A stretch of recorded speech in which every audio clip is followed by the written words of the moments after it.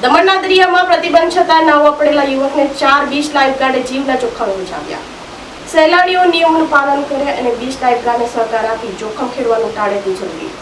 દમણના જેતીના દરિયામાં ડૂબતા એક યુવકને બીચ લાઈફગાર્ડના સ્વયંસેવકોએ દેવદૂત બનીને બચાવી લીધો છે। વીકેન્ડમાં દમણના દરિયા કિનારે હજારોની સંખ્યામાં સહેલાણીઓ ફરાવતા હોય છે, જેમાં અનેક દારૂના નશામાં છાંટા થઈને જોરમાં આવી દરિયામાં કૂદી પડતા હોય છે। આ ઘટનામાં જ એક યુવક દરિયાઈ ભરતીમાં અંદર સુધી ગયો હતો, પરંતુ ભારે ઉછળતા મોજા વચ્ચે કિનારો ઉપર પરત આવવાનું મુશ્કેલ બનતા તે ડૂબવા લાગ્યો હતો। આ સમયે 4 યુવકો ઉછળતા મોજા વચ્ચે દરિયામાં કૂદીને ડૂબતા યુવકનો જીવ બચાવી તેને સહી સલામત કિનારે લાવ્યા હતા।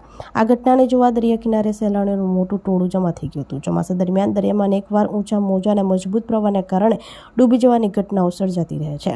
સહેલાણીઓને દરિયાની ઊંડાઈનો ખ્યાલ ન હોવાથી ગંભીર અકસ્માતની શક્યતા વધુ રહે છે। આ ગંભીર અકસ્માતને સમજીને દમણ પ્રશાસન દ્વારા 17 જૂનથી 16 ઓગસ્ટ 2026 સુધી દરિયામાં નહાવા અને અંદર જવા પર સખત પ્રતિબંધ ફરમાવવામાં આવ્યો છે।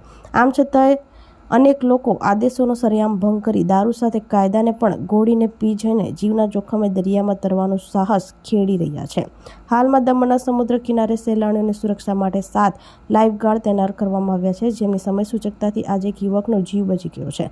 ત્યારે સહેલાણીઓ નિયમોનું પાલન કરે અને બીચ લાઈફગાર્ડને સંપૂર્ણ સહકાર આપે તેમજ પ્રતિબંધિત વિસ્તારમાં જોખમ ખેડવાનું ટાળે એ ખૂબ જ જરૂરી છે।